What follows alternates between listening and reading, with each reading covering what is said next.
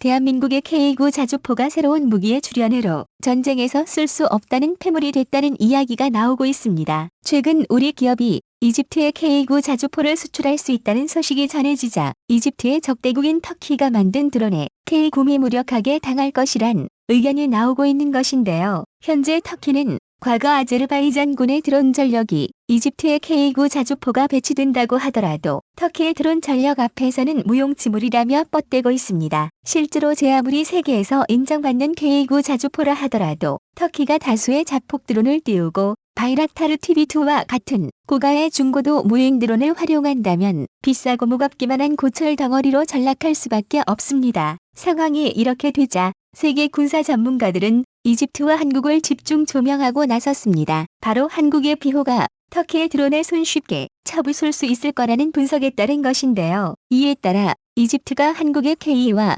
K9에 이어 비호 체계까지 도입할 수밖에 없을 거라는 분석까지 줄을 잇고 있습니다. 오늘 이슈거리에서는 한국의 비호를 전 세계가 주목할 수밖에 없는 최근 한국에는 가짜 뉴스가 아닌가 싶을 정도로 무기 수출 소식이 쏟아지고 있습니다. 한국민조차 믿기 힘든 상황이 연달아 펼쳐지자 외국인들은 한국이 외계인을 납치했다며 의심의 눈초리를 보내고 있는데요. 이는 국병을 걷어내고 객관적이고 냉철한 시각으로 바라보아도 명명백백한 사실로 이집트가 한국의 K9 자주포를 도입하겠다며 공식적으로 발표함에 따라 세계방 산업계의 시선이 한국과 이집트로 향했습니다. 그동안 이집트 시장을 노리고 있었던 다른 나라들 입장에서는 또다시 한국의 K9에 선수를 빼앗겼다며 분통을 터뜨릴 수밖에 없었던 것인데요. 그런데 아무리 이집트가 한국의 K9 자주포를 도입한다 하더라도 터키에는 이길 수 없다는 비관적인 분석이 쏟아지고 있습니다. 터키의 막강한 드론 전력 앞에서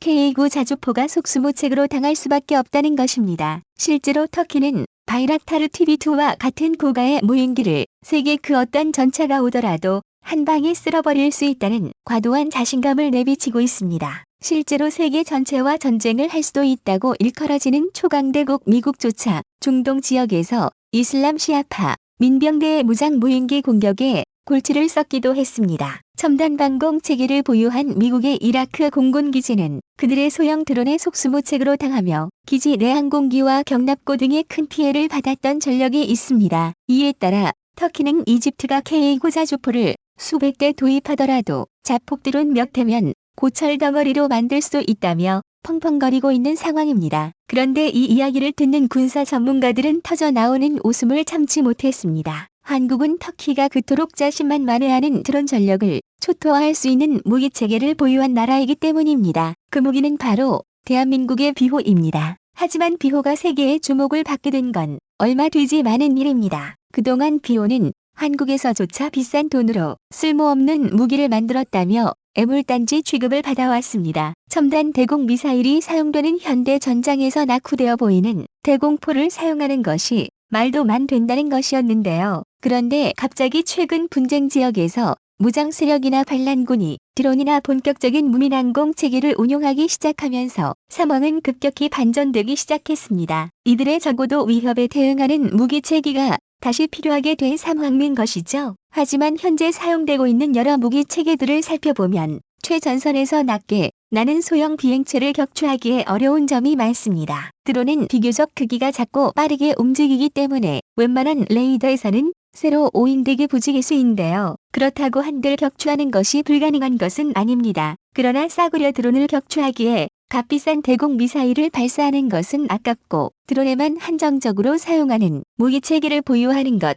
또한 배꼽이 더 큰 상황인 것입니다. 반면 한국의 비호는 비교적 저렴한 비용으로 대공 표적을 격추할 수 있는 무기체계로 손꼽힙니다. 공중뿐만이 아니라 지상 표적과도 교전할 수 있는 데다가 현재까지 활발하게 생산하며 사용 경험과 노하우를 축적해온 무기체계는 세계 어디를 뒤져봐도 한국의 비호가 유일합니다. 이를 일찌감치 눈여겨보고 있었던 사우디는 이미 비밀리에 비호의 신궁을 달아 성능 개량을 마친 비호복합의 구매를 결정했다고 알려져 있습니다. 비호복합은 다른 대공 미사일과 비교해 표적의 추적과 조준을 EOTS와 같은 고성능 카메라를 미용하기 때문에 일단 시야의 표적을 발견하고 조준만 한다면 곧바로 빠르게 사격과 교전이 가능합니다. 상황이 이런 만큼 비호는 곧장 세계에 수출되어 한국에 막대한 이득을 가져다 줄 무기로 예상되기도 했습니다. 그러나 얼마 지나지 않아 비호의 치명적인 약점이 문제가 됐습니다. 비호의 가장 대표적인 약점은 바로 짧은 사거리와 약한 화력입니다. 일각에서는 바로 이 점을 들며 대한민국의 비호가 쓸모없는 쓰레기라며 이를 개발한 국방부 업체를 비판합니다. 비호복합이 드론조차 격추하지 못하는 고철 덩어리에 불과하며 만약 사우디의 전장에 배치된다고 하더라도 제대로 역할을 수행해낼 수 없을 것이 뻔하다면서 말이죠. 그러나 현대전의 서적 항공기를 공격하는 대공 미사일, 대공포 등 다양한 대공 무기들은 각자 여러 가지 사정거리와 용도에 따라 널리 사용되고 있습니다. 만약 비호복합이 적이 드론과 헬기, 미사일까지도 모두 격추할 수 있는 무기였다면 비호복합의 가격은 지금과는 비교도만 될 정도로 치솟았을 것입니다. 현대전에서 군대가 격추해야 할 적기체는 수천만 원짜리 드론부터 수억, 수십억 원을 호가하는 미사일 등 천차만별입니다. 수천만 원짜리 드론부터 수억, 수십억 원을 호가하는 미사일 등 천차만별입니다. 즉, 상황에 따라 다른 대응 체계를 갖춰야만 보다 효과적으로 적이 공격을 대응하고 방어해낼 수 있다는 것입니다. 또한 현대전에 있어서 적을 격추하는 것만이 능사는 아닙니다. 격추시키지 못하더라도 적 항공기의 공격을 좌절시키고 접근을 거부하는 것만으로도 지상군을 보호하는 역할을 충분히 달성할 수 있습니다. 만약 이집트가 비호복합을 보유하게 된다면 터키군은 전처럼 마음 놓고 적어도 자폭 드론을 운용할 수 없게 될 것이 분명합니다. 하지만 비호복합만으로는 터키군이 보유한 바이락타르 TB2와 같은 중고도 무인기를 막아낼 수 없는 것 또한 사실입니다. 그러나 대한민국은 이미 비호복합의 약점을 모두 보완한 새로운 무기체계를 만들고 있습니다. 바로 비호-2인데요. 해외 군사 매체인 디펜스 월드는 사우디가 대한민국의 비호복합에 이어 비호-2 공동 생산을 결정한 것으로 소개하고 있습니다. 비호복합으로 급한 불을 끈 후 비호-2로 본격적인 야전 방공 체계를 만들려 한다는 분석입니다. 이에 따라 이집트 또한 터키군의 무인공격 드론을 격추하기 위해 사우디와 똑같은 전철을 밟을 수밖에 없을 거라는 전문가 분석이 쏟아지고 있습니다. 중동 ADX 2019에 공개된 비호-2는 기본적으로 회전형 3차원 대공 레이더와 포탑에 고정된 형태의 X밴드 추적 레이더를 장착하는데 이들은 모두 AESA 방식을 사용하고 있습니다. AESA 레이더는 스텔스기를 탐지하기 위해 만들어졌기 때문에 아무리 뛰어난 무인기라도 15세대 전투기 급의 스텔스 기능이 아니면 무조건 잡아낼 수 있습니다. 또한 비호-2에 탑재되는 AESA 레이더는 최신 소재인 질화갈륨으로 만들어졌기 때문에 성능 면에서도 아주 뛰어나고 아이 내구성도 월등합니다. 질화갈륨 AESA 레이더의 탑재는 함상 문제 시됐던 사거리 문제를 가볍게 해결했는데요. AESA 레이더로 비호-2에 탑재되는 미사일의 사거리가 25km까지 늘어났습니다. 한마디로 비호-2는 기존 비호와 비호복합과는 완전히 다른 대공망 체계로 터키군이 운용하는 중고도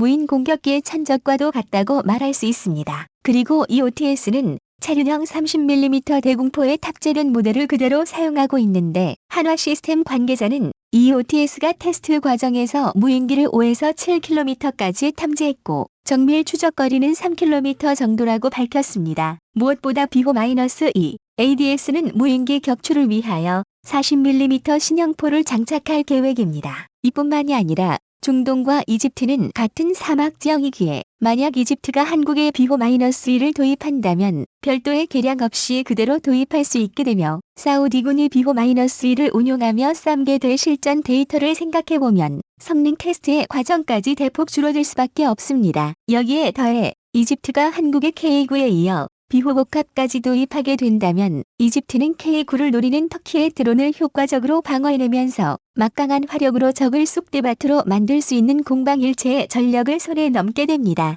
또한 비호-2까지 도입하게 된다면 터키군의 유일한 자랑인 바이락타르 TB2까지 봉쇄할 수 있을 것이 분명합니다. 지금까지 이집트가 한국의 비호복합과 비호-2를 도입할 수밖에 없는 이유에 대해 알아봤습니다. 한국 무기 특유의 가성비와 유연성 덕분에 한국이 해외 방산 시장에서 이름을 빛내고 있는데요. 막힘없이 발전하는 대한민국에 박수를 보내며 한국의 무기들이 전 세계에 평화를 가져올 수 있는 키가 되었으면 좋겠습니다.